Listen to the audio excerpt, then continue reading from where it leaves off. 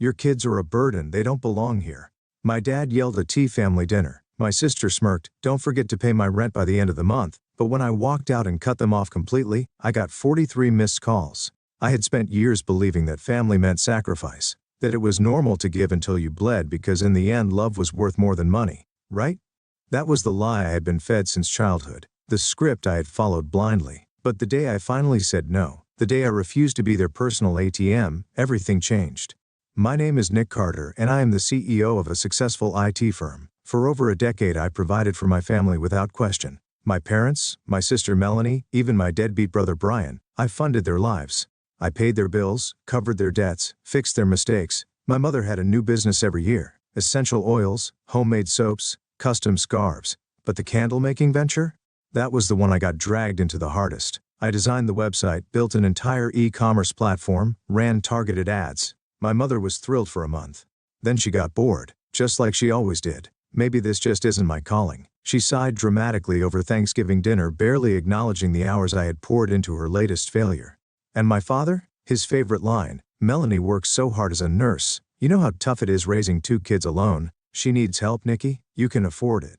Melanie had never been good with money. Credit card debt, payday loans, impulsive purchases. Every time she was drowning, I was the lifeline.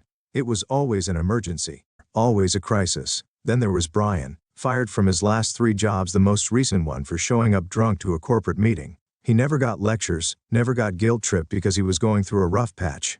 But me? I was the golden goose, the one who had made it. And apparently success came with a price: my freedom. It wasn't until my own sons were growing up that I finally saw the truth. My parents barely acknowledged them. If I asked for help watching them, "Oh Nick, maybe you should hire a nanny. We're too old for this." But if Melanie needed a babysitter, they dropped everything. The final straw came when I refused to fund Melanie's latest financial disaster. And suddenly I wasn't family anymore. I never questioned it growing up. That Melanie got the brand new iPhone for her birthday while I got a practical gift like a laptop for school. That when I asked for basketball shoes, Mom sighed and said, "Nick, do you really need those? Your old ones are fine." But when Melanie wanted designer boots, Dad swiped his credit card without a second thought. That I started working at 15, stocking shelves at an electronics store while Brian and Melanie never lifted a finger. "Nick is responsible. They'll figure things out." They called it praise. Now I see it for what it was: a life sentence. If you can take care of yourself, you must. And if you have more, you owe more. That was the unspoken rule. Melanie had it the easiest. As the only daughter, she was showered with affection, spoiled beyond reason. She never faced consequences. She wrecked her first car at 18. Dad bought her another one the next week. She maxed out credit cards and Mom blamed those greedy banks. And Brian? Brian was a mess, always getting into trouble, always making excuses. He got fired from his last job for showing up drunk, and instead of holding him accountable, our parents comforted him. "Not everyone's as lucky as you, Nick. He's going through a rough patch." Lucky? I built my life from nothing. I started my IT firm in a tiny apartment, pulling all-nighters, living off instant ramen. No handouts, no safety net. I clawed my way up, risking everything while they coasted. And when I finally made it, they acted like my success belonged to them. "We're so proud of you, son. You're doing so well. And you know family takes care of each other." That was always the line. The guilt trip wrapped in praise. It started small little things here and there. Melanie needed help with rent just for 1 month. Brian had an overdue credit card bill. Mom's car broke down. Dad's roof needed repairs, and I could help. I was making 6 figures after all. At first I gave willingly. It felt good to provide, to be the successful son. But soon, the asks became expectations. Melanie stopped even pretending to struggle. She booked spa weekends and took trips to Cancun, and when I raised an eyebrow she scoffed, "God, Nick, I need a break." "You don't get it, you don't have kids." Brian never looked for another job. He just texted me, "Bro, I need a favor," and drop his Venmo. And Mom? Mom was the worst of all. She had a new business idea every year: essential oils, knitted scarves, personalized mugs.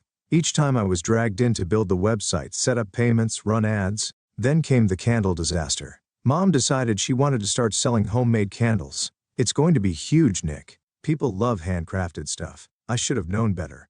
But I spent weeks coding an e-commerce site for her, built her a beautiful online shop, even paid for the first batch of inventory. She lost interest within a month. Maybe candles just aren't my passion, like all the other failed ventures, like the thousands of dollars I'd sunk into her ideas, hoping this time it would be different. But I never said anything because it was Mom, and then came the ultimate slap in the face. My own children, my actual family, were an inconvenience to them. Mom refused to babysit. Dad wouldn't help either. When I asked, I got the same patronizing response. Nick, you can afford a nanny. You should hire someone professional. But when Melanie needed a babysitter, they dropped everything. When she had an issue with her kids, it was everyone's problem. When Brian drank away his last paycheck, it was my problem. But my problems? My needs? Nick, you're independent. You don't need anything from us. They were right. I didn't need anything from them. But for the first time in my life, I started wondering, why did I need them? And what would happen if I just stopped giving? The day I said no. It started with a phone call. I was in my office wrapping up a call with a major client when my phone buzzed with Mom's name flashing on the screen. I almost ignored it. Almost. But the thing about my mother was if you didn't answer the first time, she'd just keep calling and calling. With a sigh, I picked up. Nick, sweetheart, we need to talk. Her voice was sugary sweet, the same voice she used when she wanted something. What is it, Mom? It's your sister. She's in trouble. Of course she was. Melanie was always in trouble. What now? I asked, already knowing I wouldn't like the answer. She lost her job. I leaned back in my chair, exhaling slowly. Let me guess, I said, rubbing my temple. She needs money. Mom hesitated. That slight pause. That fraction of a second where she realized I had caught on. Well, it's just temporary. She said quickly. You know how hard she works. She's been juggling the kids, the house. It's been so stressful for her. No, silence. A stunned, unnatural silence. What? Mom finally said, as if I'd spoken a foreign language. I said, no, Mom. The words felt strange in my mouth. Unnatural. Like breaking a script I had been following my entire life. Nicholas, she has 2 children. How can you be so heartless? She also has an ex-husband who pays child support, I shot back. And 2 parents who could help.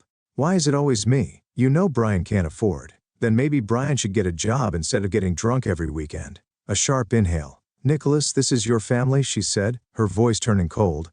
No, Mom, I said, my voice just as icy. I was your bank account, and I'm closed for business. And for the first time in my life, I hung up on her. I expected guilt.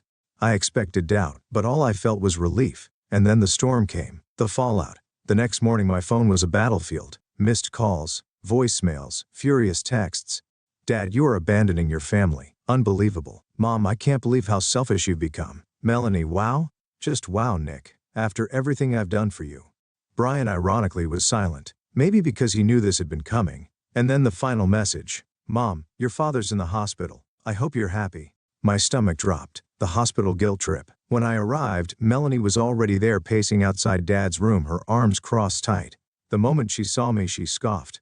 Oh look, the golden boy finally decided to show up. What happened? I asked, ignoring her tone. Mom stepped out of the hospital room, her eyes red but calculating. He had a stress episode, she said, from everything you put him through. I let out a bitter laugh. Oh, so this is my fault? Melanie glared at me. You abandoned us, Nick. You just cut us off like we were nothing. You were nothing to me, I said flatly. Nothing but parasites. Melanie gasped like I had slapped her. Nicholas, Mom scolded. But I wasn't done. You think I don't see what's happening here? I gestured to Dad's hospital bed. This isn't stress. This is a pathetic attempt to guilt me into paying for you all again. Silence. Then Dad's weak, hoarse voice. We're your family. I stepped closer, looking him dead in the eyes. No, Dad. You were a bill I kept paying. I turned and walked out. The real test. I expected things to go quiet after that. I was wrong. The next week my parents went nuclear. They started calling my employees, asking them to talk sense into me. They reached out to my business partners, feeding them sob stories about how I was letting my poor, struggling family suffer while I lived in luxury. They even showed up at my house. I refused to answer the door. Then the kicker. Mom texted me a bank account number and a single message. Just send what you can. We'll forgive you. Forgive me? That was the moment I knew. This wasn't about love. It had never been about love. It was about control. I blocked their numbers, every single one. And just like that, I was free. The one I didn't expect. A week later, someone knocked on my door. It was Brian. Sober. He looked different. Tired, maybe older. I know what you're thinking, he said. And no, I'm not here for money. I crossed my arms. Then why are you here? He exhaled slowly to say you were right. That caught me off guard. Come again. Brian rubbed his face. After you cut them off, they turned to me, started demanding I help. Like I suddenly had a trust fund stashed somewhere. He laughed bitterly. When I told them no, Mom lost her mind, called me a disappointment, said I wasn't a real son if I wouldn't sacrifice for my family. I stayed silent because I knew exactly how that felt. Brian shook his head. They don't love us, Nick. They love what we give them. I studied him carefully. For the first time in years, Brian wasn't just the screw-up brother who wasted his chances. He was someone who finally saw the truth. "So what are you going to do?" I asked. He shrugged. "What you did, walk away." Part of me wanted to tell him it was too late, that he had spent too long on their side. But another part of me, the part that still believed people could change, offered him a beer instead. "You should have never pushed me." For years I ignored the signs. For years I told myself that my family loved me, that I owed them for raising me, that it was my duty to take care of them. But the moment they suggested I should hire a nanny for my own kids, instead of expecting my parents to help, that was it. That was the moment they made their biggest mistake. Because in that moment, I saw the truth. They didn't see me as their son, they didn't see me as their brother. They saw me as a wallet with legs, and I was about to show them exactly what happens when you bite the hand that feeds you. Step 1. Cutting them off completely. Blocking their numbers was just the beginning. I made sure they had no access to me anymore. Changed my email, cut them off from my business contacts, warned my assistant not to accept any calls from them. I even changed my home security system just in case Mom got any ideas about showing up unannounced. And then I waited because I knew they would come crawling back. I didn't have to wait long. Step 2. Making them pay literally. A month passed, then came the first desperate email. Mom's email. "Nicholas, we need to talk. Your father is struggling with medical bills and Melanie is at risk of losing her apartment. We are still your family. You can't just abandon us." I smiled because what she didn't know, I had already spoken to Dad's doctor, and surprise, surprise, he was fine. No serious medical issues, no massive hospital debts, just another lie. Melanie's apartment? Oh, I had checked. She wasn't at risk of losing anything. She had just spent too much on luxury vacations again and wanted me to cover it. So I ignored the email. 2 weeks later they tried again. Dad's email. "Nick's son, please. I don't know why you're acting like this, but we are family. You can't let your own flesh and blood suffer while you live in comfort." I laughed out loud at that one because wasn't that exactly what they had done to me for years? But now that the money had stopped flowing, they were suffering. Good. Step 3. Destroying the illusion. The final straw came when Mom showed up at my office. She must have sweet-talked the receptionist because the next thing I knew she was standing in my doorway. Fake tears in her eyes. "Nicholas, we need to fix this." I leaned back in my chair, folding my arms. "Fix what exactly?" "This family, you've broken us." I almost burst out laughing. "No, Mom. You broke this family the moment you decided my only worth was my bank account." She gasped like I had just slapped her. "How can you say that?" she whispered. "After everything we've done for you, what have you done for me, Mom?" I interrupted, my voice ice cold. "Tell me one thing." "One." She opened her mouth, closed it. She had nothing because the truth was brutal. They had done nothing for me. And the moment I had children of my own, they didn't even want to be grandparents. They just wanted me to pay for their lifestyle forever. I stood up, walking around my desk until I was standing right in front of her. "You want to know the real reason I cut you all off?" I asked, my voice dangerously quiet. Mom swallowed hard because when I asked you to watch your own grandchildren, your own flesh and blood, you told me to hire a nanny because helping me for once in your life was too much to ask. She turned pale. I didn't mean." "Yes, you did." I cut in, and that was the moment I realized you don't care about me. You never did. "And now? Now I don't care about you either." Her mouth opened, then closed, because she knew. She had lost me. For good. She tried one last tactic: tears. "Nikki, please, we're your family." I smiled. "Not anymore." And I called security to escort her out. Step 4. The final blow. The next day Dad called Brian, desperate, begging him to talk some sense into me. "And Brian?" Brian laughed in his face. "Nick was right about you all along," Brian told him. "And I finally see it too. So guess what, Dad? I'm done with you too." That was it. That was the real end of our family. Because now they had no one left to leech off of. And without my money, without my support, they crumbled. Melanie's downfall. Melanie lost her apartment within 3 months. She called everyone she knew begging for a loan. No one helped her because I had made sure they all knew exactly what kind of person she was. She had to move back in with our parents, the very people who had enabled her for years. Imagine that. 36 years old, broke and stuck in the same childhood bedroom she once mocked me for being too serious in. That had to sell the house, not just sell it for less than market value. Turns out he had racked up so much debt that the bank was ready to take everything. And guess what? For the first time in his life, he had no one to bail him out. Mom tried to beg other relatives for help, but guess what? I had already told them everything. No one wanted to bail them out, because no one wants to help a family of leeches once they realize the truth. And me? I went on with my life better, happier, finally free. And I didn't feel a single ounce of guilt because they had brought this on themselves. They should have never pushed me. They should have never made me choose between them and my own family because they never realized. I was never really theirs to begin with. 1 year later, the best decision I ever made. It's been exactly 1 year since I cut my family off. 1 year since I stopped being their personal bank. 1 year since I finally chose myself. And let me tell you, I regret nothing. What happened after I walked away? At first I expected guilt, maybe a little doubt. Instead, I felt free. For the first time in my life, my phone wasn't constantly buzzing with demands. I wasn't stressed about covering someone else's rent, bills, or last-minute emergency that was never actually an emergency. I could finally focus on my life. My business thrived. My marriage became stronger. My kids? They got the father they deserved, one who wasn't constantly exhausted from trying to solve everyone else's problems. And my family? Oh, they crumbled. Melanie living in her own mess. Melanie lost her apartment and had to move back in with our parents. From what I've heard, it's been less than ideal. She's been jumping from one low-paying job to another, constantly complaining about how life isn't fair, and Nick abandoned us. But the best part? Mom and Dad finally realized just how much of a financial burden she is. Turns out without me funding her lifestyle, she's just another broke, entitled adult who never learned to take care of herself. Dad sold the house at a loss.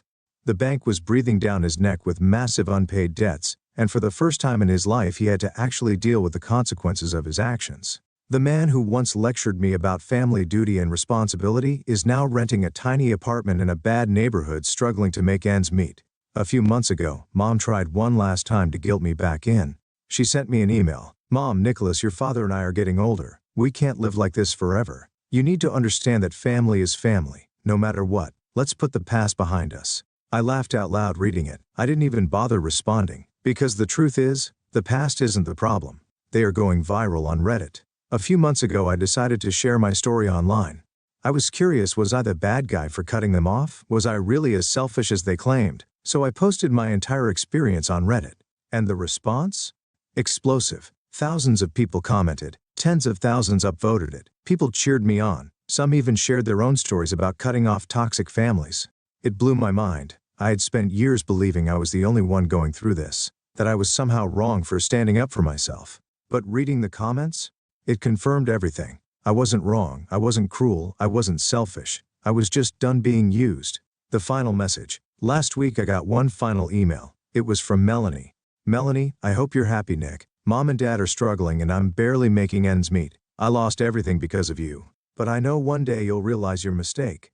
And when that day comes, I hope you remember that family forgives. I'll be waiting." I read it, smiled, and deleted it because the only mistake I made was not cutting them off sooner. Final thoughts. So here I am, 1 year later, living the best life I've ever had. My business is thriving. My kids are happy. My stress is gone. And my family?